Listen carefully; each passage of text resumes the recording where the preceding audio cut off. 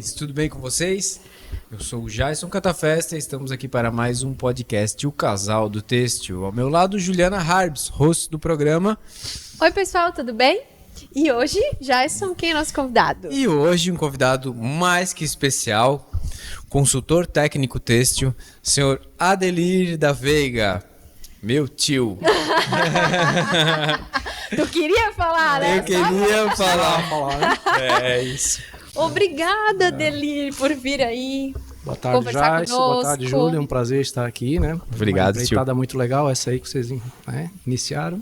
Show de bola. Legal. Parabéns pela iniciativa. Obrigada.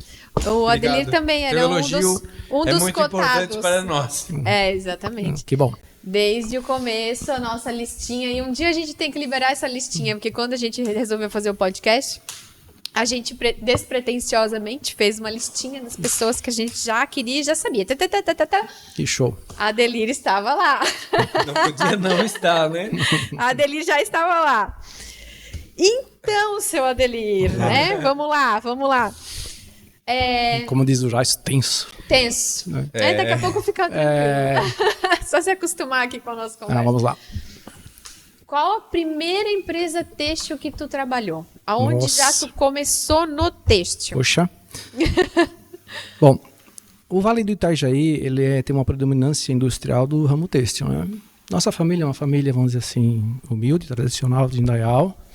Família, para os modos de hoje, ela é grande, né? 6 filhos. Então,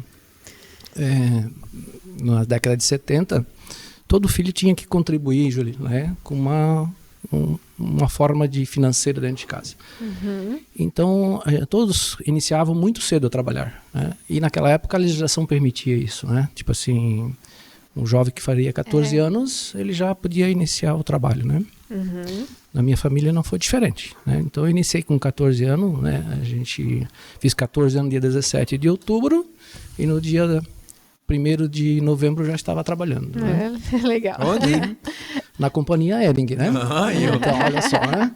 Como eu falei, o Vale do Itajaí ele era muito forte no têxtil, né? Então tinham grandes empresas como Teca, Sulfabril, né? Então é predominante aqui o nosso segmento têxtil. Tem até umas historinhas até que, tipo assim, eu acho que poucas pessoas de Indaial, elas têm ou se recordam disso, né?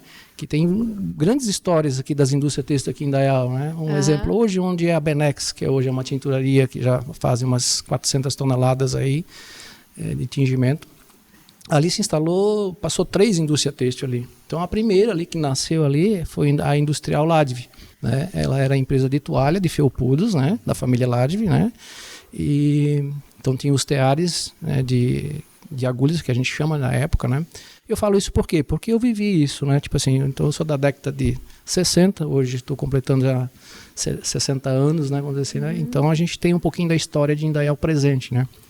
E isso é legal. Eu acho que até vale a pena, né, um historiador aí fazer uma história da indústria têxtil do Vale de Indaial, né? Claro. Então essa indústria têxtil ali era a Ladvi, depois ela passou para ser Textil Peron, né? Então uma pessoa depois que quebrou, vamos dizer assim, depois que ela não teve mais as condições de continuar tecendo as toalhas, os felpudos, teve um advogado de Blumenau que ele comprou aquela unidade lá e ela transformou, foi então o primeiro passo que ela transformou em malharia, em tear circular, né? Então ele deu início a um outro processo, né, usando as instalações industriais dela, né?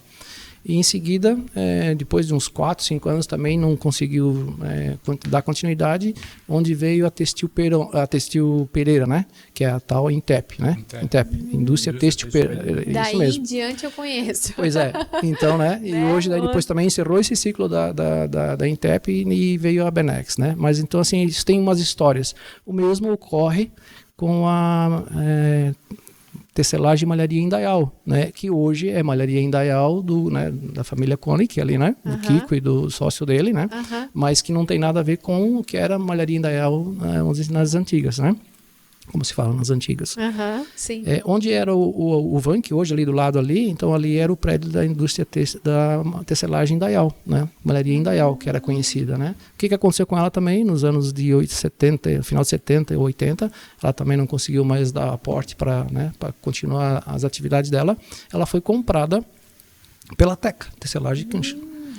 Então a Teca veio e se instalou em Indaial, a princípio ficou rodando a unidade ali, né, só com os teares, montou a tinturaria lá no bairro Tapajós, né, onde montou aquele aglomerado grande lá, que lá né, tem um bom espaço lá, bonito. Então tecelagem, tinturaria e tudo mais ali, né, e onde deu continuidade, vamos dizer, a Teca incorporou a malharia em Indaial, né, a antiga tecelagem de malharia em Indaial, né, e infelizmente agora também, né? Agora já fechou também a unidade, até que acabou fechando a unidade aqui, né? Sim. Mas assim, a história da gente se confunde com isso, né, Júlia? Se confunde com a cidade, né? Então a gente é morador de Indaial desde 70, desde novinho, né? É muita história que tu acompanhou, então, né? assim, o têxtil, porque o têxtil, ele demanda de muita mão de obra, né? Então, na época, tipo assim, todas as minhas irmãs, todos os familiares, todo mundo que a gente conhece hoje, muita gente que a gente cruza na rua, trabalhei contigo, trabalhei na época, né? Tu lembra de mim, não lembra de mim, né? Então, né? Muitos já se foram, muitos já deixaram essa vida, foram, né? Partiram para outra, mas é muito legal a gente ter muita gente assim que a gente conhece. Eu lembro, né? Quando você trabalhava lá na Hering, né? Então, a minha primeira atividade então foi na companhia Hering, foi aqui na filial de Indaial, na Encano.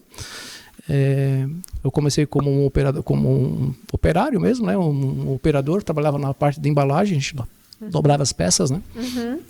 E daí na época apareciam as oportunidades internas, né, de concursos, de tentar galgar, e aí onde eu tive a oportunidade de aprender toda a situação de tempos e métodos, né, que é um grande, vamos dizer, é uma grande aprendizado para qualquer indústria, né, a questão de tempos e métodos, né. Então ele te abre qualquer função para qualquer atividade, né, você precisa determinar os tempos padrões, né, e determinar o custo da peça e tudo mais, né, as operações para você ganhar mais, mais praticidade.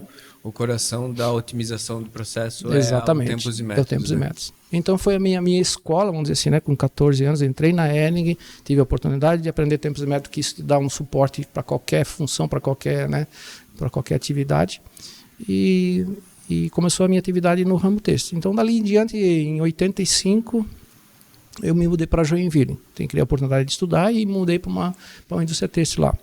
Fiação Joinvilense, chamava o nome da empresa. Ela adquiriu uma confecção também, bastante antiga da região de Blumenau, que chamava Malharia Itoupava, né? E comprou a unidade de confecção dela, porque ela tinha fiação, como o nome diz, né? Fiação Joinvilense, né? E lá comprou a unidade de confecção dessa Malharia Itoupava, né? E levou ela para Joinville. E então eu fui chamado para trabalhar na área de tempos e métodos dessa Fiação Joinvilense.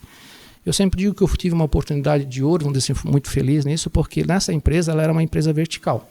Ela comprava o algodão, a fibra de algodão, transformava em fio, transformava em malha, tecelagem, né? Tecia a malha, tingia, cortava, né? Estampava, confeccionava, enfim, todo o processo.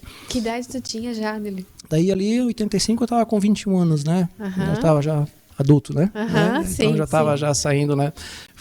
Lembro assim que foi um trauma sair de casa da mãezinha, né? Que tinha tudo certinho em casa, né? Roupinha lavada, as cuequinhas, meio tudo dobradinho na gavetinha, né? E tive que levar, vamos dizer, né? Morar numa pensão em Joinville. Aquilo realmente foi um choque, né? Para mim e para minha mãe e pro meu pai também, né? Que eu lembro foi o começo para deixar o couro grosso, exatamente, né? Exatamente, né? Então foi, né?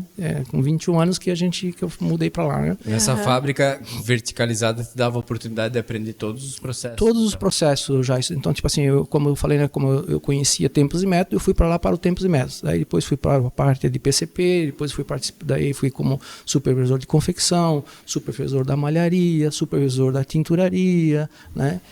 A fiação mesmo, né? Eu acompanhava porque depois a gente fez um trabalho do tal do CCQ, que era o Círculo de Controle de Qualidade, né? Que é as melhorias de qualidade dentro da indústria, né? Então aquilo ali, como eu falo, assim, eu tive uma oportunidade de ouro de trabalhar dentro de uma empresa toda verticalizada. Podia, né? Aprender tudo dentro do pátio, aprendia tudo, né? Então aquilo ali vamos dizer assim, foi um aprendizado. Na mesma época, daí logo eu entrei na faculdade, daí fiz faculdade de economia, depois fiz pós-graduação em administração industrial, né? Então, mas assim, o acadêmico ele te traz conhecimento, certo? Mas assim, a prática mesmo, efetivamente, ela não, eu diria assim, como se diz lá, isso não tem preço, não tem Mastercard que pague, tá? Essa experiência ela é muito, muito valiosa, né? Então foi uma oportunidade assim que eu tive nessa indústria ali de exercer várias funções em vários setores, né? Onde traz um enriquecimento profissional para você muito grande. E já né? Bem cedo, né? Que legal. Sim, eu entrei ali com 21 anos e fiquei até os 27 anos nessa indústria, né? E daí também assim, ali tem um lado triste também, né? que eu acompanhei, vamos dizer assim, esse período de Joinville, onde também tinham várias empresas grandes, tá? Lumiere, que era uma empresa de lingerie, Textil Arp, que era uma empresa de renda, Matric, Campeã, enfim, assim, se eu, né, agora a gente já, né, a idade já não né, já prejudica um pouquinho a lembrança, né, mas assim, eram grandes indústrias têxteis, né, que tinha em Joinville, apesar de Joinville ser reconhecido pelo metal mecânico, né, mas também ele tinha essa mão de obra feminina, né, que era absorvida por essas grandes indústrias têxteis lá, né, e nessa época aí, foi uma época muito feliz, já era 88, se não me engano já, não, um pouquinho mais até. 88 para 90, onde deu uma crise muito grande no ramo têxtil, né? E até foi um período que foi a única vez na minha vida que eu saí fora do ramo têxtil e que eu me aventurei em outro segmento, tá? Que eu trabalhei durante um período de 6 meses na Consul, né? Também, por isso que eu falo que o Tempos e Método ele é uma escola para qualquer indústria, né? Como eu tinha o conhecimento de tempos e métodos, aí os meus amigos de faculdade diziam, não, ele vem lá que a gente precisa uma pessoa para gerir a mão de obra indireta, que a gente chamava, né? Então, olha que interessante. Teve outra oportunidade E olha que negócio interessante. Às vezes você pensa assim, o tempos e métodos ele só vai cuidar do processo industrial. Só quanto tempo leva para fazer esse celular? Ou quanto tempo leva para colocar essa capinha nesse celular, né? Não. Nas indústrias grandes, eles têm também a chamada mão de obra indireta, que você tem que dimensionar isso, né? Então, assim, se eu faço, vamos falar da Consul, se estava fazendo no mês lá 1.000 refrigeradores, 1.000 geladeiras, né? Então, agora o meu mix vai diminuir, vou passar só a produzir 800. Né? O que isso vai impactar na minha mão de obra indireta? Para montar eu tenho X funcionários, mas agora lá na expedição, lá os meus seguranças, né? O pessoal da limpeza, o que eu tenho que ajustar isso na mão de obra indireta para ela ficar ajustada no meu financeiro, né, para não, né, para o meu custo fixo, para ser proporcional àquelas 800 geladeiras que eu estou produzindo no mês. Sim. E não mais as 1.000, né? Então a minha função lá no Tempos e Métodos lá que eu passei por lá foi exatamente essa, de cuidar da mão de obra indireta. Cada vez que mudava o mix de produção, eu tinha que redimensionar a mão de obra indireta. Agora eu tenho que tirar um carregador de geladeira lá da expedição. Agora eu tenho que cortar meio guarda, porque, né? Só preciso de 1.5, não preciso mais de 2 guardas. Preciso de 1.5. Como é que eu faço para cortar um homem no meio, né? Então, que vem na cabeça muito rápido quando a gente fala de tempos e métodos é o tempo para ficar pronto o pedido. Não vai muito além disso. Vai muito além disso. Começa nas operações, né? Tipo assim, né? De uma t-shirt, vamos dizer assim, quanto tempo leva para fechar o ombro, quanto tempo leva para fechar um lateral, quanto tempo leva para pegar uma manga, né? Então isso é, né? Mas se começar a estudar tudo isso, né? Começa lá desde lá. Quanto tempo que leva? Direta, por vezes, ela deve ser tão grande quanto a direta, né? Sim. Muitas empresas perdem o equilíbrio financeiro justamente disso, porque não se atentam a isso, né? Se preocupam, vamos dizer assim, com a mão de obra direta e esquece da mão de obra indireta. Então, aquele custo lá, ele é fixo, né? Isso prejudica muito, vamos dizer, a rentabilidade de uma empresa, né? Ela pode, vamos dizer assim, começar a fazer falta no teu caixa, né? Começa a prejudicar o teu caixa, né? Vamos tomar uma água aqui que está secando. E o contrário também, né? Se ela não for o suficiente, não conseguir dar o suporte, ela pode atrapalhar. Exatamente. O produto está pronto, às vezes não tem alguém para faturar o produto ou para botar o produto na caixa, né? Então toda uma gestão toda. Aí tu vai às vezes gastar um extra porque tu não tem a pessoa. Exatamente. Aí aquilo já não fechou o custo. Isso mesmo. Não ficou pronto no horário, né? Era para ficar pronto às 5 para embarcar na transportadora hoje, daí já não embarcou, só embarca amanhã, daí o cliente estava esperando para aquele outro dia, já não recebeu, né? Já começa a ter, vamos dizer assim, os problemas, né? Vamos dizer assim. Às vezes uma multa de atraso de entrega. Com certeza, né? Pode dar bem errado. Então, o único período que eu me ausentei do texto foi durante 6 meses.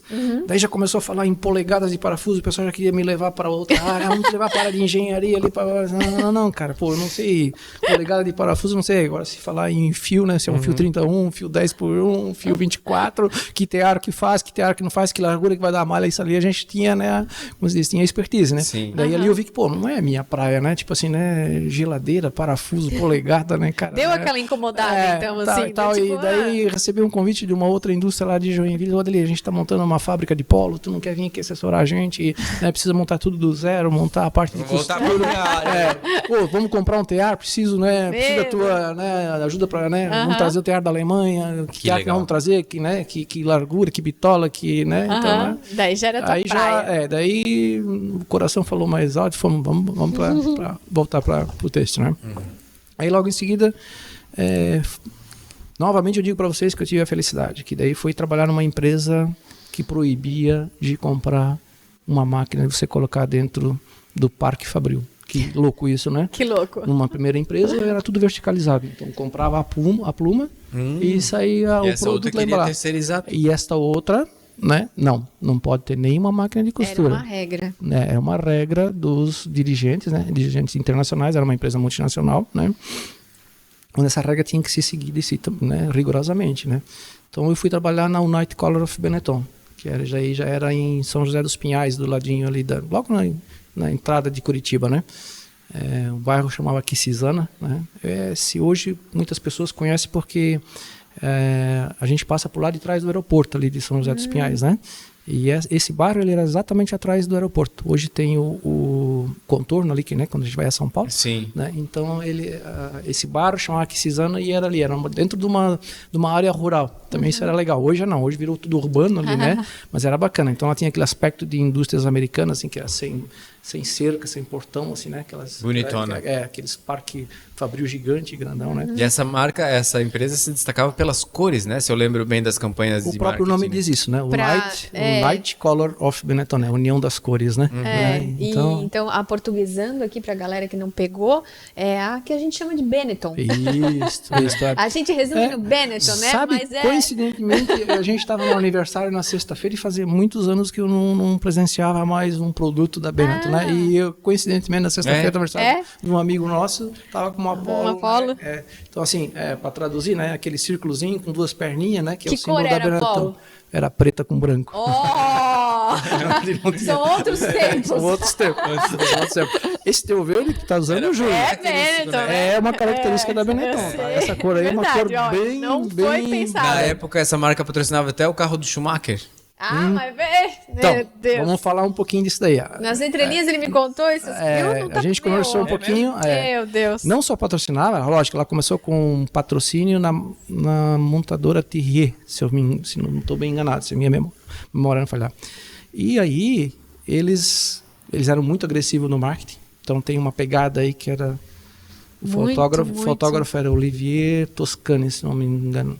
Ele tirava umas fotos assim para nossa época, se nós trouxesse isso para a tona hoje eu acho que ele não iria ganhar por os processos que ele ia responder, tá? Porque ele já tratava naquela época de racismo. Oliveto, acho que é o nome do cara. Oliveto, não é? Marqueteiro. Oliveto Toscani, se eu não me engano, tá? É o maior marqueteiro, né? Isso. Então, ele tirava as fotos, fazia, vamos dizer assim, o trabalho de marketing para Benetton, mas não só isso. Era um processo inverso, que hoje a gente estava comentando, né, que aqui também tem uma agência, né? Era o processo inverso. Do processo de marketing dele, eles traziam para dentro para construir as peças, sabe? Então, das fotos que ele tirava para as campanhas publicitárias, eles traziam para dentro para lançar uma coleção de t-shirt com várias fotos diferenciadas. Olha, né? o foco na campanha. Então, isso você vê. Não, mas o cara é Oliveiro, que tu falou. Oliveiro, é um fotógrafo italiano. Esse cara é um marqueteiro fodão. Um marqueteiro muito. Então, assim, a Benetton, já naquela época lá, eles eram muito ligados, vamos dizer assim, naquilo que trazia, né, marketing, né, aquilo que trazia retorno de marketing. Né? Então, essa pessoa aí, como eu falei, ele trazia ao contrário, né, das fotos que fazia para publicidade, faziam coleções, né?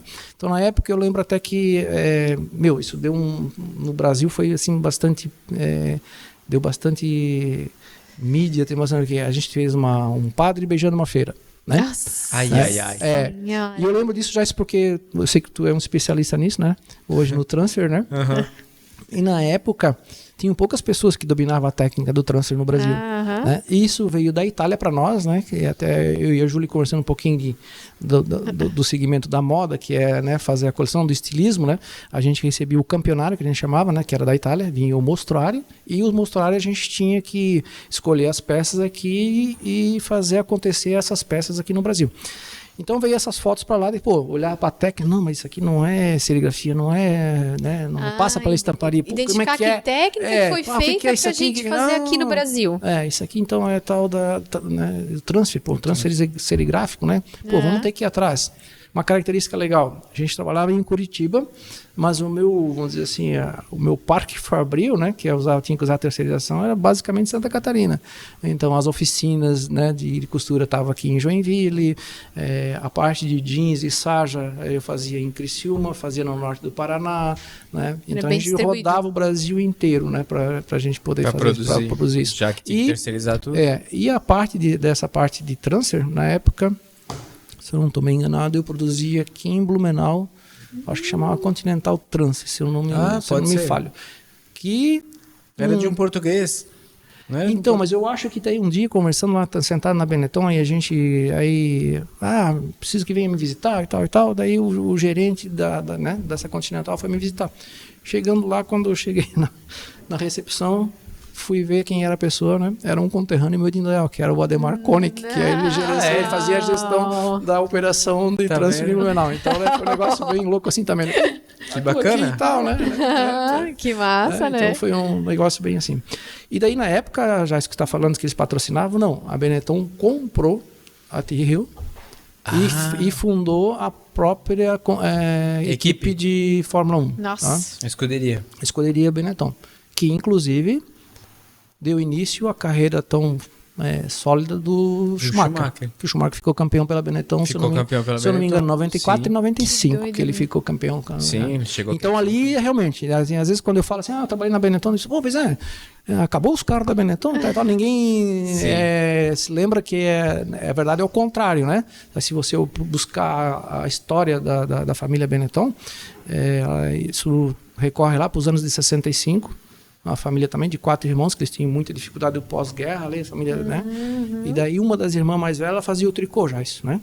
E o filho mais velho, eles, mas isso aqui dá para vender, cara, isso aqui podia fazer para vender, né? Ficou legal, né? Não acredito, cara. E começou a história da Benetton assim, a irmã mais velha, Julian, tricotava, né? E o irmão mais velho disse, não, eu vou vender na vila. E começou a vender os tricô. Onde deu, vamos dizer assim, o início. Cara, isso é incrível, né? É para mostrar que o mundo, as oportunidades estão aí, né? Isso mesmo. Pode fazer isso mesmo. o que quiser, né? E virou uma potência, né? Tanto é que, assim, uma das maiores fazendas na Patagônia, na Argentina, de ovelhas, né? É da família Benetton. Por quê? Eles nunca perderam isso com a lã, sabe, Júlia? Isso aí é um negócio bem bacana. Hoje, se você olhar os desfiles e tudo mais, eles ainda são muito fortes nessa parte de tricô, né? Entendi. Muda o local de fazer. De repente, né? Hoje, de repente, tá fazendo na Ásia, lá na China, tá fazendo em Bangladesh, tá fazendo, né? Mas, assim, o forte deles, o nascimento deles foi com a linha de tricô. Né? Daí depois migrou para tudo quanto é produto, né? Como falar assim, quando a gente recebia um campeonário que se mostrar, eu já ficava de cabelo em pé. Onde é que vamos fabricar isso aqui? Teve até um episódio bem legal. Que eram produtos elaborados mesmo. Produtos muito elaborados, tá? Eu lembro que uma época o meu diretor viajou para a Itália e ele me recomendou, Adelir, se tu perguntar para mim, hoje eu ainda lembro os códigos, tá? Isso é louco, né? É louco, né? É que nem a gente lembra Pantone. Isso. As referências lá, elas eram compostas de 3, 4, 5, 9 dígitos, né? Então, um exemplo. 3067J2201. Então, o 3 que era a linha malharia, o 067 era um moletom, o J que dizia a modelagem, né? Essa é a modelagem mais ampla, mais enxuta, né? Mais lean e tal, né? E o númerozinho lá atrás era a referência mesmo. Daí, se ela tinha um bordado, se não tinha bordado, diferenciava o bordado. Então, eu lembro até hoje, né? O Piquet era 3089. Então, eu me lembro do Piquet que era o código 089. Porque não era só um número, ele tinha uma história. Tinha uma história. A meia malha era 096, 3096 J1001, que era a camiseta que mais vendida, que só tinha o emblemazinho da Benetton aqui, né? Então, assim, o diretor viajou para a Itália, que né, ele de vez em quando, cada 3 meses, ele tinha que ir para a Itália para estar a conta da filial do Brasil, e ele me recomendou o Adelir. Ele falava bem italiano, bem encarregado. Adelir, vou lhe passar uma recomendação. Né? Ele falava bem puxado, né? Fica atento, vai chegar o artigo 216 no porto, você tem que ficar monitorando para descarregar logo esse container. Né? Que artigo é esse 206, né? Então, daí fui buscar no campeonato as peças 206. Eram blazes, calças sociais, conjuntos de blaze e saia, né? Uma linha mais social, né? Eu pensei, meu Deus, eu vim lá de Indaial, né? Nunca vi linha social, né? Nunca, né? Sou acostumado com camiseta, com malha lá na nossa região, né? Como é que eu vou fazer isso, né? Aí, de novo, né? A gente lembra das histórias de Indaial. Daí eu me lembrei, poxa, tive um cunhado meu, né, que era representante da Lojas Alfred, né? Não sei se vocês vão lembrar Alfred, disso. não lembro. Alfred. Sim. Sim, isso existia lojas em todas as cidades. Em Indaial também teve a oportunidade, os busarelos de Indaial. Chique, né? E isso, os busarelos de Indaial viraram uma franquia das lojas Alfred em Indaial. Que chique, gente. E ela tinha na Rua 15, em Blumenau, né? Em todas as cidades. Tipo aquela Alexandre Magazine. Que tinha. Isso. E eles eram franqueados das lojas Alfred, né? E as lojas Alfred trabalhavam muito com traje que chama, né? Que eram os ternos, eram os fraques, né? Ou como é que chama lá, o casacão de sobretudo. O blazer, nossa, tudo. que chique. E por acaso eu me lembrei disso, né? Na hora que eu vi os artigos, eu pensei, meu Deus, esses bolsos alfaiataria aqui, né? Que tem que ser vincado, que tem que ser, né? Onde é que a Alfred faz? Onde é que eu vou fazer? Daí eu lembrei assim, Alfred. Pô, a série da Alfred, pelo que eu me lembro, é em Caxias do Sul. Não tinha hoje em dia, né? O Google aqui pra buscar. Tem as amarelinhas. Busca aí uma lista telefônica da Casa Amarelona aí. Vamos buscar. Se conseguimos de Caxias do Sul, moça, Daniel, o que isso quer fazer com Caxias do Sul? A menina falou, né? E procura e tal. Consegui o telefone do Grupo Shabe em Caxias do Sul. Conseguiu. Fiz uma ligação para uma mulher, disse, não, a gente tem... Então eles já estavam também, já num período que, tipo assim, eles estavam terceirizando vamos dizer assim, prestando serviço, né? Para as indústrias, né? Porque eles já não conseguiam mais vender a marca própria deles, né? Ele disse, olha, o senhor ligou numa boa hora, nós vamos realmente ocupar a nossa indústria, né? Então, né, se o senhor quiser nos visitar, poxa, que hora, legal, já marquei a passagem, botei os modelinhos debaixo do braço e já parti, né? Para Caxias do Sul. Fomos lá, mostramos tudo, né? Visitar eles. Eu me lembro que eu fiz uma ligação para a Itália para falar com o seu Dino, com o meu diretor. Ele disse, mas eles sabem fazer calça social, né? Tu olhou lá bem lá que tem aqueles blazers, aquelas calças social. Seu Dino, se nós tivermos que ensinar eles a fazer, né, calça social, fazer terno, acabou o mundo, porque os caras são especialistas, né? E lógico, né? O meu diretor ele não tinha o conhecimento do Brasil, né? Então ele não conhecia o que era uma Alfred, ele não tinha esse entendimento, né? Mas deu tudo certo. A gente mandou, logo desembaraçamos o container desse artigo, né? E já embarcamos na transportadora, já enviamos para Caxias do Sul, já mandamos os moldes junto. Ó, na época era molde, né? Não era nem CAD, não tinha nem fazer os encaixes, né? Era físico o negócio, né? E daí já fizeram toda a produção, me entregaram a produção, correu tudo bem, né? Então foi um negócio bem bacana, né? E isso que a gente está falando, né? Então a oportunidade daí de ver o outro lado. Não podia montar, e não tinha mesmo, né? Como montar, verticalizar todo tipo de artigo lá dentro, né? Como é que eu ia fazer calça social? Como é que eu ia fazer t-shirts? Como é que ia fazer muito especial, muito elaborado, até os básicos, né? Até os básicos, até os nossos básicos. Então foi onde eu aprendi na época, tipo assim, a trabalhar com garmendai, que a gente fala, né? Que era a única parte que a gente tinha dentro de casa, que na época, ainda para a época dos anos 80, as lavanderias ainda era uma novidade também. Como tingir... Era a lavanderia de peça pronta? Exatamente, o garmendai, né? Como tingir uma peça pronta. Isso a gente também não via falar assim com naturalidade como é hoje, né? Sim. Como é que eu faço para tingir uma polo? O PPT, pronto para tingimento. É isso mesmo, né? Como é que eu vou costurar uma polo e depois vou tingir? Não, é simples, costura e faz. Mas daí tu não usou a agulha correta, que daí dá furo de agulha, não usou a linha, né? Tem que ser a linha pura de 100% algodão, não tem poliéster, exatamente. Então tudo isso é isso que a gente comentou, né? Hoje você, lógico que ir para uma faculdade é importante, mas o teu dia a dia, né, numa indústria têxtil, ela te traz cada surpresa, né? Sim. Né? É muito legal. Então, quanto tempo tu ficou na Benetton? Ali eu fiquei 8 anos, daí, né? Até assim, as partes ruins, né? Tipo assim, na fiação de violência também, quando a gente encerrou as atividades, uma das partes ruins é que eu fiquei até no último dia e fazer o desligamento de 1.000 e poucas pessoas, né? Daí você tinha que ir lá, infelizmente não está dando mais, tá aqui, né? Sim. Né? E a Benetton também eu tive que fazer esse papel. Só que na Benetton ela encerrou a atividade mais, vamos dizer assim, mais saudavelmente, né?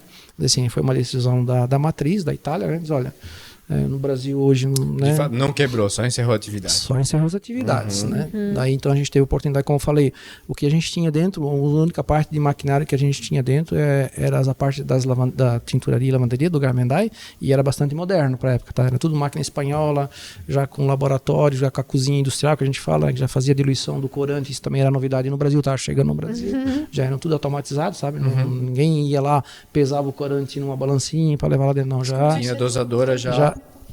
Oi? Tá. Então, assim, os dosadores já eram via sistema, né? Então já tinha essa parte já toda automatizada. E ali foi assim um grande aprendizado nessa linha de Garmendia, né? Vendeu as máquinas tudo. Foi uma condição. Daí então ficamos até no final e um industrial de Jaraguá do Sul quis adquirir as máquinas, né? O seu Gilberto da Nanete Malhas. Hoje ele já é falecido, faleceu num acidente aéreo de um helicóptero, né? Mas daí na época ele fez uma condição. Ele chegou pro meu diretor e disse: olha, eu compro as máquinas, mas eu preciso de um apoio técnico, eu preciso de pessoas capacitadas para fazer funcionar. Operar isso. Até porque não eram nenhumas máquinas tradicionais, era uma máquina mais moderna. Daí lá o Adelir e o químico, que era o Cleito, meu amigo, no mesmo nome do teu irmão, o Cleito, chamava o menino, chamava o químico. Fizeram a transição disso. Fizemos a transição disso. Nossa. Viemos para Jaraguá do Sul, trouxemos as máquinas, montamos as máquinas, começamos a dar treinamento, começamos a ensinar, porque também a Nanete ela era especialista em tecimento de malha, em tingimento de malha em corda, né, que a gente fala, né? E para eles era novidade, né? Tingir uma peça pronta, né? Sim. Então, né? Sim. Então, trouxemos a máquina para cá.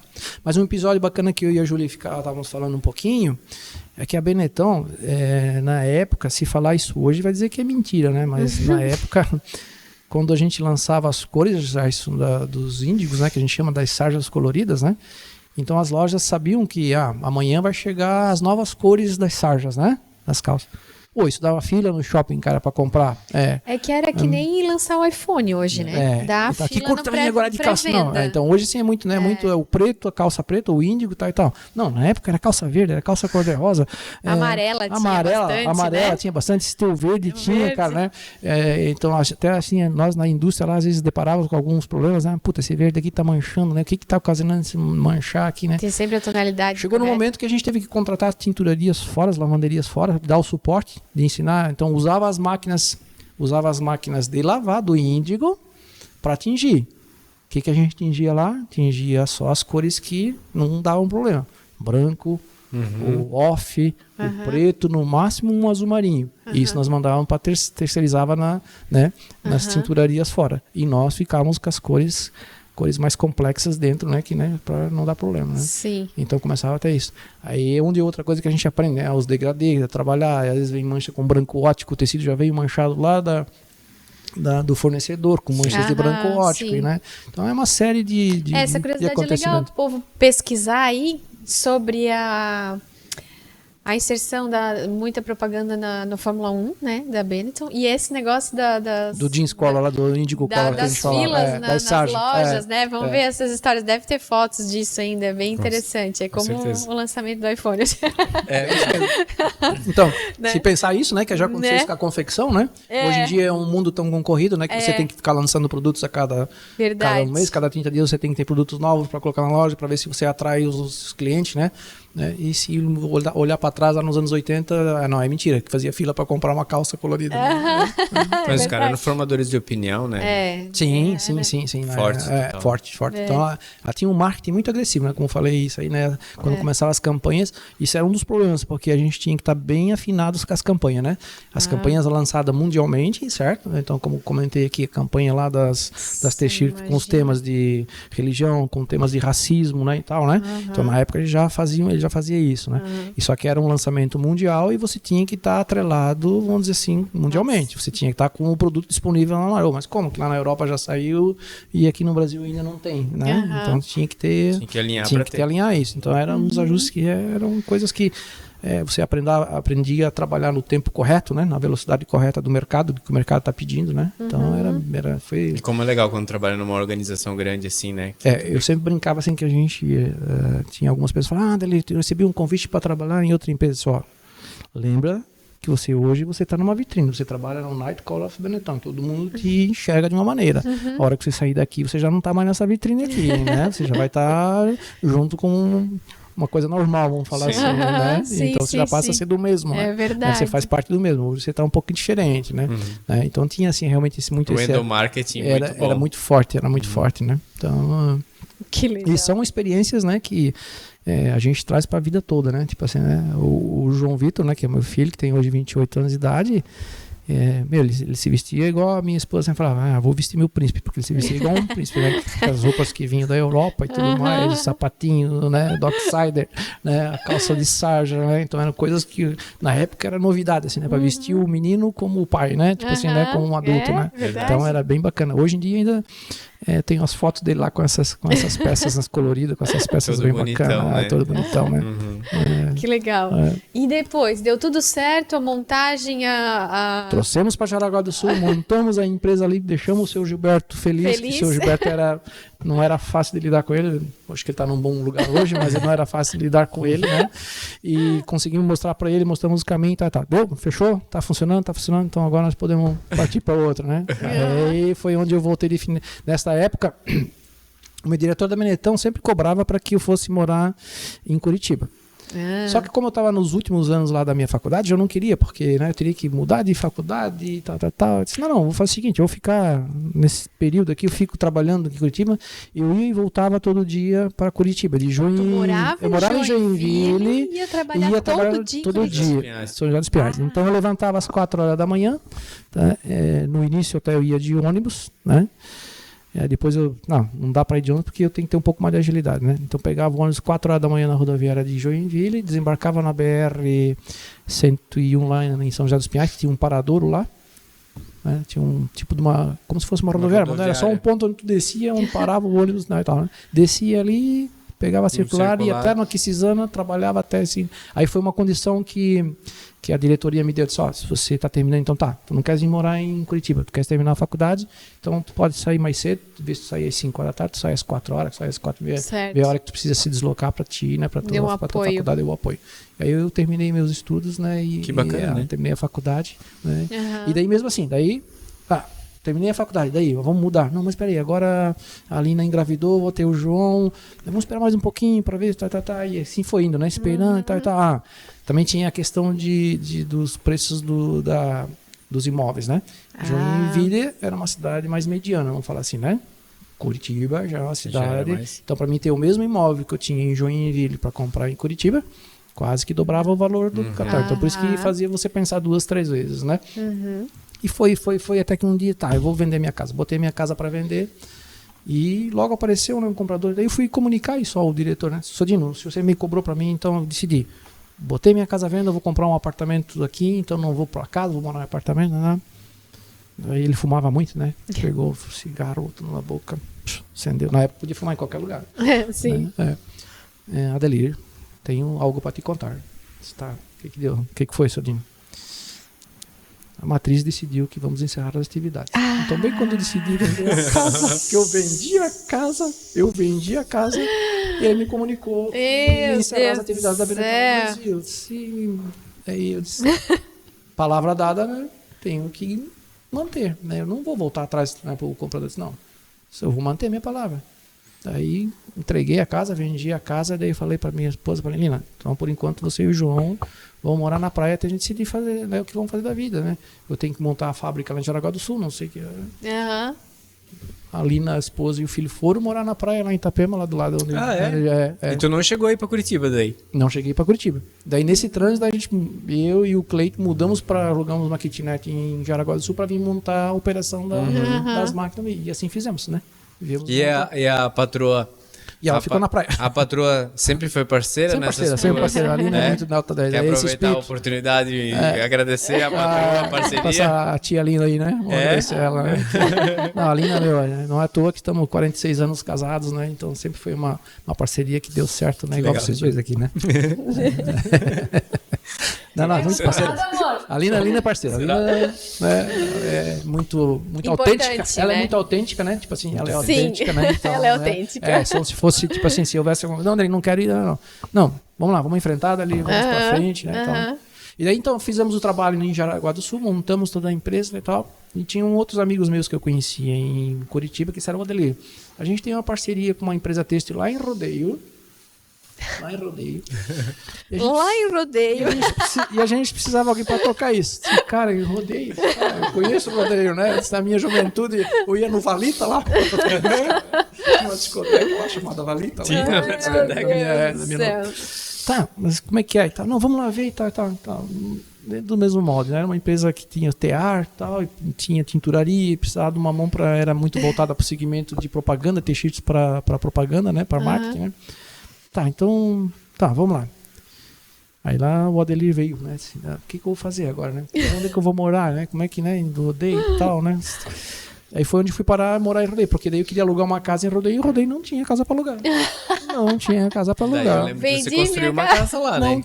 Daí não tinha casa para alugar e ali namorando na praia e eu ficava final de semana, onde é que eu ficava? Daí pedi pra mamãe, né? Ô mãe, posso ficar uns diazinhos aqui na casa da mamãe? Aí ficava aqui em casa do pai e da mãe aqui em Dayal e ia trabalhar em Rodeio e final de semana ia pra praia na minha casa.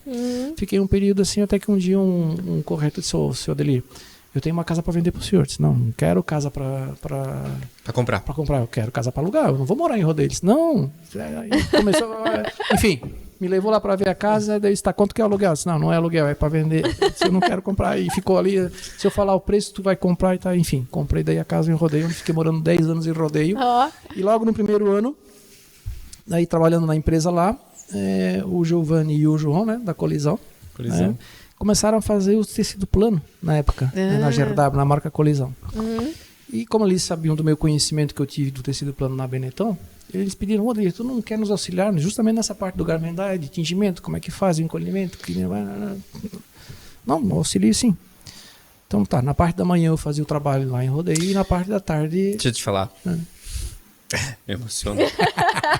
Eu trabalhava com o Giovanni nessa época. E na sala dele, do lado da sala dele. Em uma das conversas que ele estava alinhando contigo para você vir, ele desligou o telefone assim, acho que ele estava conversando contigo ou com alguém, e aí ele falou assim, cara, acho que o tio dele veio aqui trabalhar com a gente. Nem tinha dito que sim ainda. Ele tava muito feliz, cara. E daí eu olhei pra ele assim, disse, tá, isso é maravilhoso, cara. O tio Adelir cara, o tio Adelir sabe tudo. Tipo, tu não conhecia o tio Adelir de jeito, não, assim, né? Profissionalmente não. Profissionalmente não. Tá. Mas depois, aí tu ficou meio quando assim, ele veio trabalhar comigo na Colisão, que ele me ensinou tudo que ele sabe. Eu sei, né?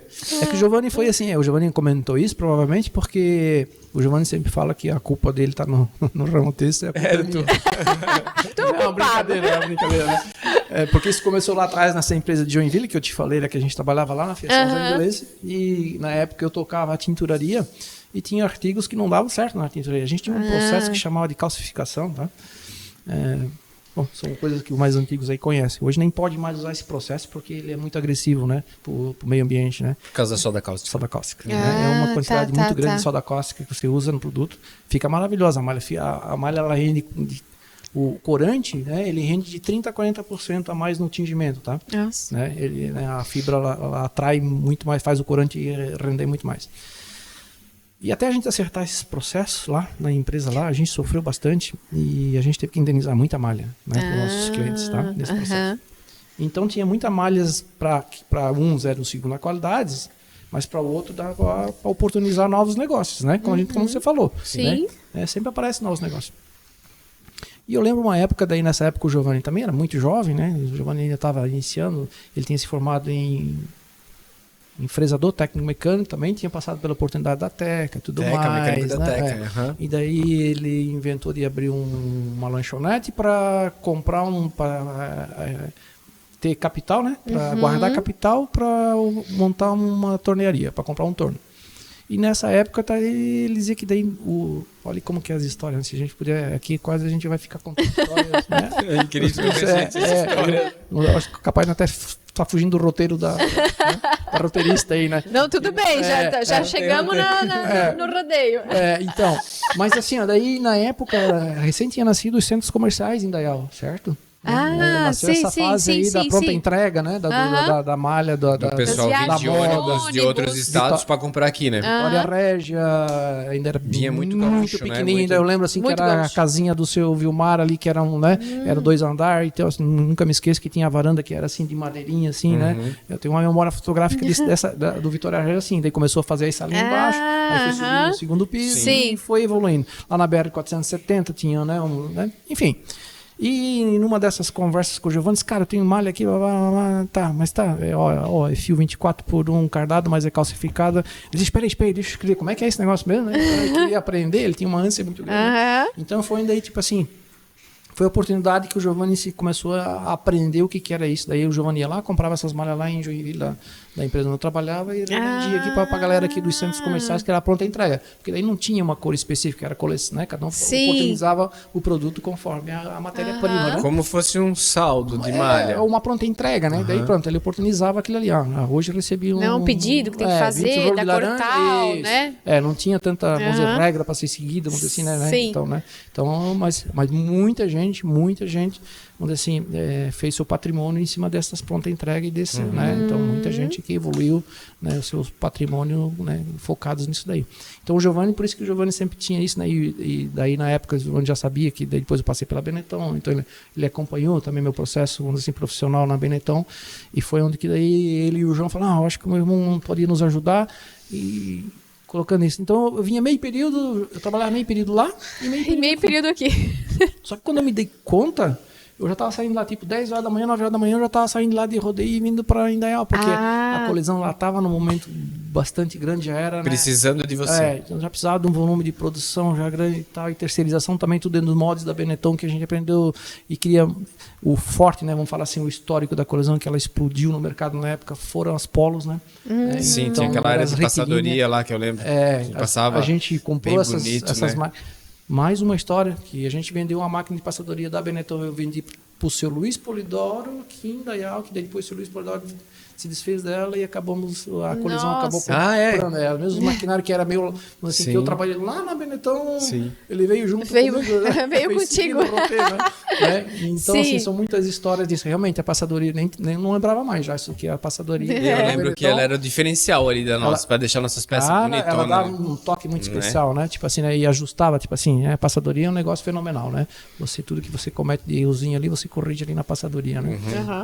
Então daí a minha vinda daí, não dá mais falar com o cara da empresa de rodas, cara, eu tô te enganando. Não dá. Falei, não dá. Não tô mais conseguindo. Não posso, né? Não posso fazer assim com, né? Não, mas né? E ele insistiu comigo, não, cara, continua assim, não tem problema, tu vem de manhã, não vou me sentir bem. Se tu deixar tudo funcionando aqui, não tem problema. Ele fala, cara, não vou me sentir, não, cara, eu não vou me sentir bem lá, e assim, né, a gente é comprometido com a coisa que e provavelmente o outro lado também estava te exigindo, né, certo, o Giovanni e o João também queriam. Mesma coisa, né? Igual que a gente tá aqui agoniado aqui, tá agoniado com o que tá acontecendo ali fora, né? Igual a gente comentou aqui, né, sempre tem alguma coisa aí fora esperando a gente, né? Então, tipo assim, a mesma coisa, queria estar às 7h30 aqui para iniciar o processo logo cedo para fazer as coisas acontecerem, né? Sim. Mas daí conversei com ele, e se entendeu, ele então me arruma uma pessoa para ficar no teu lugar e daí eu te libero. Aí tu pode ir em paz, né? Tive que achar uma pessoa para ajudar ele lá, mas deu certo. Daí eu fiquei o período aqui com o Giovanni e com o João, né? Que foi um período muito enriquecedor também, né? O João é uma pessoa fenomenal, né? Tipo assim, né? Tem muita coisa que eu aprendi com ele também, né? Que ele dizia para mim, Adri, bota a gente para dentro, que depois se não der certo, mas não perde o tempo do negócio, ele dizia, né? Então, e como é que ele falava? Da couro tem que sair a correr, né? Então, vamos embora, né? Mas ele era muito positivo, assim, o João sempre foi muito positivo, foi muito, né? A gente tem um bom relacionamento ainda hoje e é muito bacana isso, né? Legal. Então, foi a passagem daí pela GRW, né? Que chamava GRW, né? Que era a colisão, que nasceu ali atrás da Carol Modas, ali naquele pátio ali, né? Sim. Então ali teve início. E ali teve uma passada muito grande? Quanto tempo tu ficou ali? Ali foram 3 anos, porque daí logo em seguida, nos 3 anos que fiquei ali junto com eles, daí logo o Giovanni e o João decidiram tomar rumos diferentes. O Giovanni queria fazer o infantil, né? E o João queria continuar com o adulto, né? Aí nasceu a Locopaca, né? A marca Locopaca nasceu com o Giovanni. Aí o Giovanni montou a classe texto nas das Areias com a marca Locopaca. Só que daí depois teve um problema com a marca, né? Tipo assim, que a Pacalolo. Pacalolo, né? Essa Locopaca foi eu que idealizei. Eu acho que sim, eu lembro até isso que tu criou num papelzinho, vai lá, Locopaca, tio. Né? Locopaca. E o tio gostou. E depois. É assim, né? E você sabe que ele conseguiu ganhar isso da justiça, né? Depois só que daí ele já tinha comprado. Daí ele já disse, não, agora quem não quer mais sou eu. Mas ele comprou uma marca semelhante que já estava registrada, que era Toloco, né? Toloco. Que era de uma pessoa daqui em Indaial também, tá? Não sei. Sim. Meu Deus. As vidas da gente é muito... Não sabia, não. Sim. Era de um Schulenburg. Agora não sei se o sobrenome dele é Schulenburg ou se ele era parente do Schulenburg. Eu sei que ele morava em Curitiba e ele tinha essa marca registrada. Só que era só assim, era TO, um tracinho louco, né? Tô louco, né? E daí o Giovanni, quando ele adquiriu a marca, ele reavaliou. Botou o THO. Tá, e daí houve... E daí eu fui, daí ali eu digo que tava, ô João. E aí? Vou trabalhar com meu irmão, João. Daí foi também outra dor, né? Porra, mas tu... Porque a gente meio que tinha que fazer um pacto, né? Tipo assim, o João falou, ó, tá tudo bem, nós vamos separar e tal, mas o dele fica comigo. Né? Não, tu fica com... fica aqui, né? Tá, já tinha ajustado a parte de criação, que era o Vig, né? Que o Vig já, né, desde aquela época já fazia parte de criação da GRW, da colisão. Né? Porque o Giovanni era o homem de criação, mas ele não quis deixar o João também na mão. Então foi tudo bem. Por isso que eu digo, tudo que é combinado, né, dá certinho. Então ninguém ficou na mão. Só que daí a parte industrial, daí eu disse, pô, agora eu, né, quero trabalhar com o meu... mas não era isso combinado. E daí deu deu uma treta. Normal, né? Mas daí logo em seguida a gente se ajustou, né? E também, né, disse, não, João, quanto tempo tu precisar, eu fico aqui. Eu fiquei acho que uns 60 dias ali e a gente encontrou outra pessoa. E eu fiquei 13 anos. 13 anos. E daí esse período já se passaram depois de 19 anos lá com o Giovanni. Daí, né, E agora, tipo assim, agora eu já estou num processo já de aposentadoria, que se fala, né, de 60 anos, então onde ainda faço uns trabalhos lá com ele, mas é mais um trabalho de consultoria, né? Então, agora, recentemente, a gente mudou toda uma área fabril de logística, né? Que a parte de expedição lá da classe T já estava muito pequena, então a gente tem que fazer a mudança de uma... Né? E a gente brinca, né? Mas é uma verdade. Você tem que trocar o motor do avião e o avião está no ar, né? Tá no ar, você tá não pode voando. parar a operação. Não. Isso são detalhes, né, que então, Meu, você tem hoje que, mesmo? você não tem. Nossa. Vou parar a produção, dá o teu luxo de parar. Não dá, faturamento. Vai parar o faturamento. Não dá. Não tem como, né? Não. Então você tem que pensar nessas coisas e fazer essas operações, né? Então hoje eu faço mais um trabalho de consultoria técnica também na parte Na de gestão tecelagem, de na parte produção. Na gestão de produção. Mas aí, né? tipo assim, na manufatura tem outros gestores, né? Que daí já, né? Eu também já completo 60 anos, também tem que tirar o pé, já tem que, né, mais devagarzinho. Para. Isso tá na veia, tá no sangue, tio. Tá no isso sangue, aí, isso é verdade. Toda vez que alguém te chamar, vai te dar um negócio assim. É verdade. E desse processo todo da cadeia têxtil, porque tu conhece ele todinho, né? Cabo a rabo, né? Sim. Qual você se identificou mais? Então, Júlia, isso é uma coisa muito... né, te responder isso. Por quê? Como a gente conhece todo o processo, né? Tipo assim, hoje um gestor ele tem que conhecer os processos para poder, né, fazer uma boa gestão, né? Eu me identifico com todos eles. Óbvio que assim, a tecelagem para mim é um processo muito interessante. Por quê? Você como estilista, né? Aí você vem achando, eu queria um tecido e tal. Nós chegamos aqui fora agora, quando eu já estava ali, eu já comecei a pegar ali um piquê dele. Né? Porque, o que é isso aqui? Ó, já acho que tem fibra de linho, aqui tem essa coisinha. Tio, tá me picando aqui e tal, né? Não, já isso é porque tem uma outra fibra aqui dentro, que é uma fibra de linho, tá? Então, a polo que eu estou usando, uma polo que ela senta, parece que ela é de 100% algodão, mas ela tem uma carga grande aqui dentro de poliéster, entende? Mas ela não pode ter uma carga tão grande, senão ela não vai ser confortável. Né? Essa aqui não, essa aqui foi um produto que a gente... tem o meu DNA aqui nesse produto aqui, que eu ajudei a desenvolver ele, entende? Então, é um piquê que são 2 cabos de fios diferentes, um fio 31 algodão, um fio 150/96 de poliéster, né? Então, tudo isso, por que daí faz? Porque ela tem uma durabilidade muito grande. O poliéster dá estrutura para ela e o algodão dá volume. Uma característica dos piquês são os encolhimentos, né? Você vai lá na loja, tem que comprar sempre um tamanho maior, porque sabe que vai ficar no umbigo da pessoa, né? Tal. Então, é uma característica isso do ponto do piquê, né? Muitos conhecem isso como Lacoste, né? Como o polo da Lacoste. Que bom, né? Porque assim, olha só um conhecimento que a gente consegue colocar aqui nesse encontro. É que realmente o piquê, ele tem esse encolhimento. Sim. Né?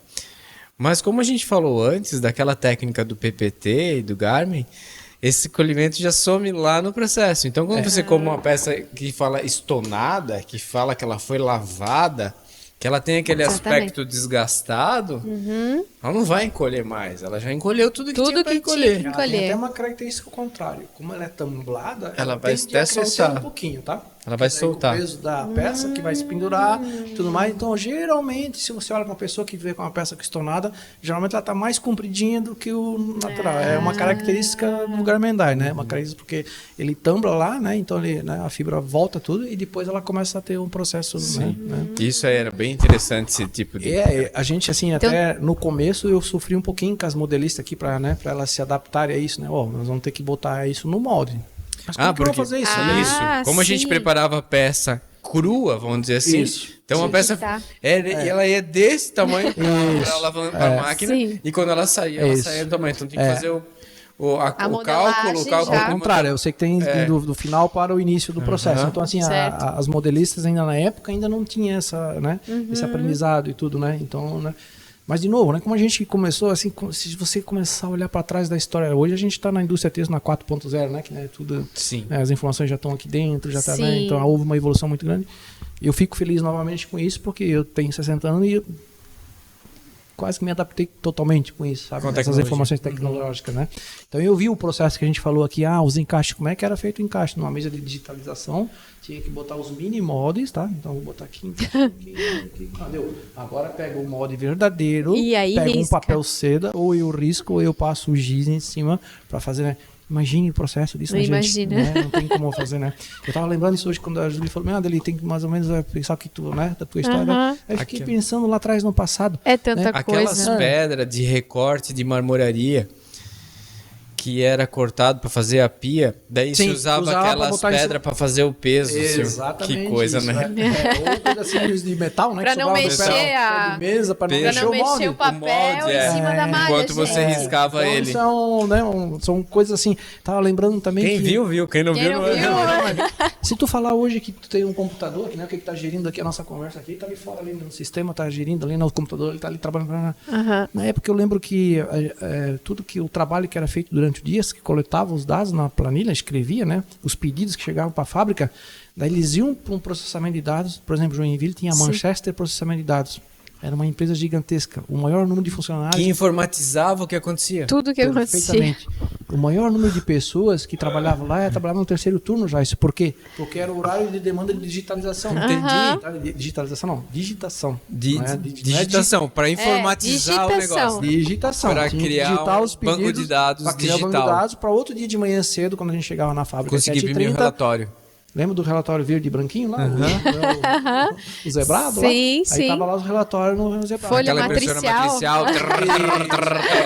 Mas ainda na época nem tinha uma impressora lá dentro da fábrica. Era lá, buscava lá na Manchester, uma lote, passava na Manchester. Essa Manchester ela foi criada pelo grupo da São Bento do Sul, da Fiação, e a Textil Arp de Joinville. Então, pela necessidade, né? Eles criaram uma empresa de prestação de serviço de processamento de dados. Assim como aqui em Blumenau. Cetelbras. Cetil, depois virou Cetelbras. Cetil, que era uma pessoa... Seu Ingo Groy. Seu Ingo Groy aqui em Indaial, que tinha a chácara aqui. Ele viu a necessidade de ter que... Por causa que era o processo de informatização da Hering e das facas em outras fábricas ali. E precisava dar um up, precisava de gente capacitada. Não tinha ninguém nem para ensinar e nem para fazer. Né? Olha novamente onde é que a gente, né? A gente mexe e volta, né? Mas olha que interessante que o setor têxtil sempre impulsionando... né? Exatamente. Evolução de outras áreas. Tecnologia, né? A tecnologia, a inovação. Você tem inovação, exatamente. As máquinas de tingimento que tem que buscar. Como é que eu vou automatizar essa cozinha industrial? Para não cometer o erro de tingimento. Né? Um episódio bem engraçado, mas triste, né?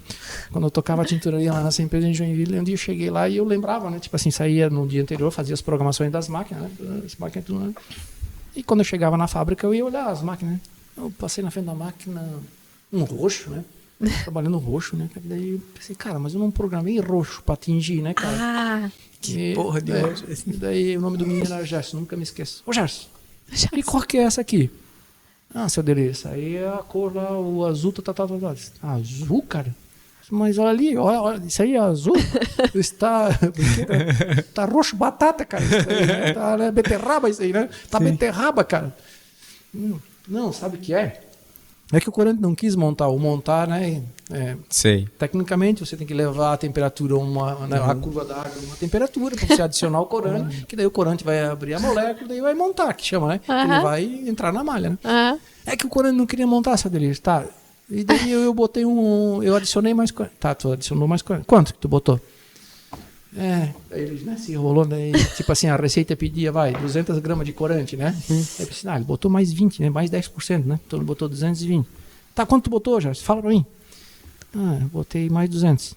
Ele dobrou, Ele dobrou a quantidade de corante lá dentro, porque ele não estava montando. Meu Deus certo, ele não olhou para a temperatura do aparelho que tinha. Azul. Pensa que caro isso. Eu olhei para lá, não, caro, né? Caro. Caro e errado. Meu Deus. Aí, naquele dia, infelizmente, não teve mais jeito, não, cara, porque não tinha sido a única coisa que eu disse, cara, poxa, né? Agora deu. Agora deu, né, cara? Agora tu foi, né? Tu passou a pá de cal. Cara. Mas são umas coisas assim, né, que daí, de novo, né, que a gente fala que daí que traz pro conhecimento da gente, né, cara? Que, né, mas era diluído na canequinha já, se o cara pegava lá por que ele botou? Porque ele não... pesado. Porque não... deu uma preguiça na hora. Isso aqui deve dar, daí deve dar. Não deu.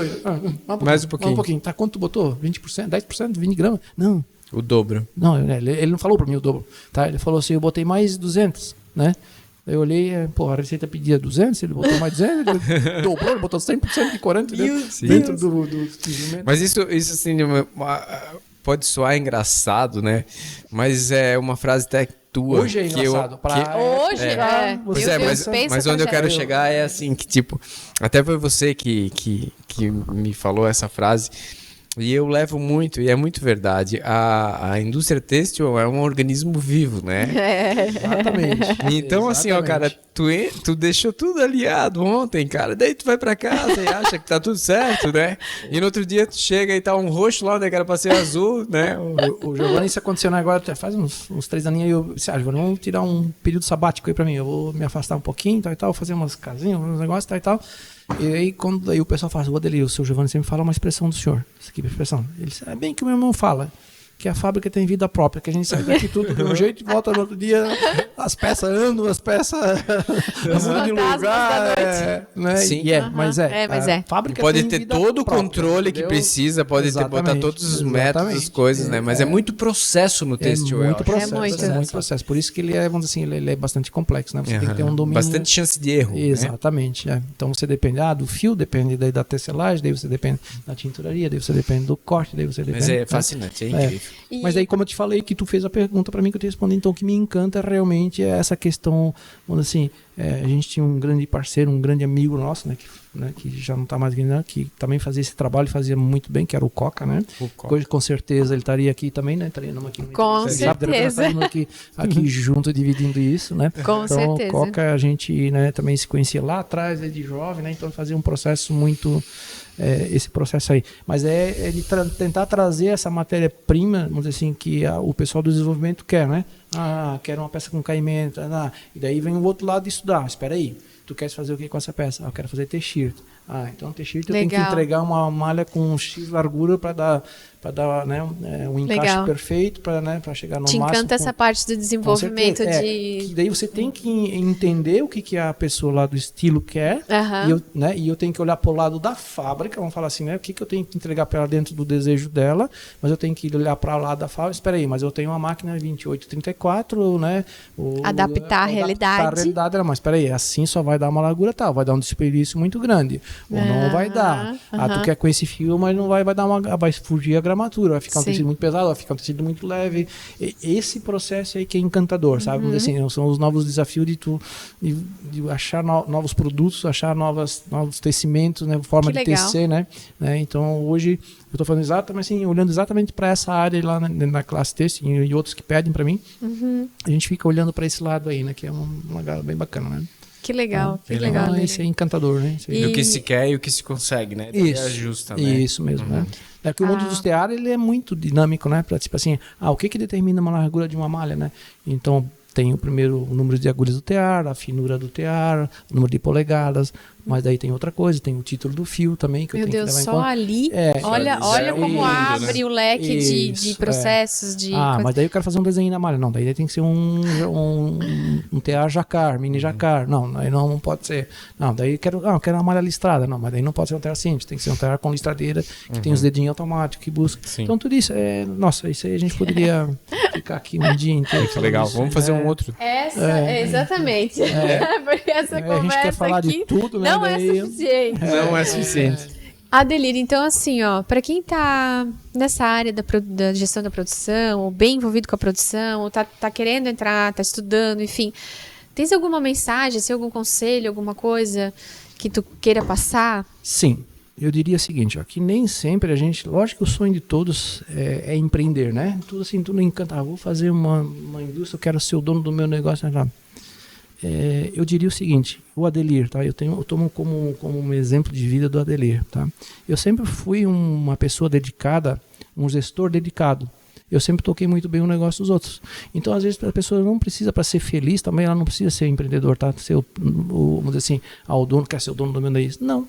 Você buscando conhecimento, se especializando, né? Estando sempre antenado com as tecnologias e tudo mais. Então, você pode se tornar um profissional feliz, um profissional, vamos dizer assim, né? Ser um bom gestor, ser um bom profissional. Também dono do seu nariz. E também, vamos dizer assim, se tornar feliz com aquilo que tu está entregando, né? Tipo assim, igual eu comentei contigo. É legal saber que tu desenvolveu um produto e ajudou a desenvolver um piquê para aquela pessoa lá do design que quis lá, aquela coisa. Então eu digo que assim, ó, você tem que buscar onde você se sente feliz, né? Mas nem sempre a felicidade eu tenho meu próprio negócio. Eu acho que até eu e você já conversamos até sobre isso, né? Então assim, meu lado sempre assim, procurei sempre ser um bom profissional, ser um bom gestor, né? Procurar sempre conhecimento, buscar conhecimento, né? Tá alinhado com isso, com a tecnologia, né? E tem campo para todo mundo, né? Hoje então tem cada dia mais competitivo, mas tem mais maneiras de buscar conhecimento, né? Hoje é muito bem. Né? Os problemas são novos e as soluções também. Também, exatamente isso. Show, né? Muito bom. E às vezes tem problemas antigos que a gente está buscando soluções novas, né? Né? Então, é legal. Baita conversa, jovem. Meu Deus. Adelir, tu sabe o teu Instagram? Consegue passar o @, não? Consigo. Vamos olhar aqui. A gente escreve depois. Quer encontrar o Adelir, conversar com ele? É o contrário, é o Veiga Adelir. Se Adelir. tiverem alguma dúvida, algum questionamento ou algum comentário. O papo foi técnico e avançado aqui, gente. Desculpa aí, né? Mas a gente emocionante. Não, fantástico. A gente conversaria muito mais, né? Sim. E, exatamente, qualquer dúvida ou comentário, comente aqui embaixo. Compartilhe esse vídeo com alguém. E muito obrigada novamente. Você vai marcar, mas é Veiga Adelir, tá? Veiga Adelir. Vai estar escrito aqui embaixo também. Isso. @Veiga eu que agradeço, né, o convite, uma estrutura bacana aqui em Indaial. Olha, Indaial, tecnologicamente falando, ela só, né? Quem diria, né? Estamos para o mundo, né? Exatamente. Então, é aquilo que eu falei, Indaial acho que deu uma pujança muito grande, né, hoje, né? A gente faz um trabalho comunitário, que eu sou presidente dos bombeiros voluntários aqui de Indaial, que é um negócio também, como você perguntou, né? Depois de um certo tempo, você tem que procurar aquilo que se fazer bem para os outros também, né? Então é um negócio bem bacana, que a gente tira um tempinho aí para ajudar a comunidade. Que legal, parabéns. Parabéns, não deve ser qualquer um que quer pegar esse fardo ali, né? Porque ele é um problema, vamos dizer assim, você tem que cuidar das finanças, né? Então, tipo assim, não pode faltar combustível lá no carro, não pode faltar pneu para a hora que precisar, né? Tem que então tu se dedica a isso também hoje. Com certeza, né? Mas legal. É um negócio bem bacana. Que legal. É gratificante. É bem gratificante. Tem a banda dos Mirim lá, é um trabalho bem bacana isso, que a gente só pensa, quando fala em bombeiro, a gente só pensa no cara que apaga o fogo, que salva ali o cara da batida do carro, né? Não, tem um trabalho social por lá de trás disso, né? Que então a gente conseguiu o apoio das empresas aqui de Indaial, a gente conseguiu pela Lei Rouanet, a gente conseguiu montar a orquestra do Bombeiros Voluntários, que é os Bombeiros Mirim. Todo sábado de manhã tem o Bombeiro Mirim, né? Que, tipo assim, que eles vão lá, eles aprendem consciências de boas maneiras. Que legal. Como se fosse o escoteiro, né? Tipo assim, né? Mas na linha do bombeirinho. Show. Ó, tem mais de 150, foge um pouco da nossa linha aqui, mas de repente a gente... Mais de 120 crianças lá que são atendidas lá já, isso que fazem parte do Bombeiro Mirim. Bem bacana. Tá? Que legal, parabéns. Legal. Parabéns mais uma vez. Né? Legal ter trazido isso também. Galera, muito obrigado. Até o próximo episódio. Obrigado. Até mais, beijos. Obrigado pelo convite. Obrigado. Obrigada. Aê!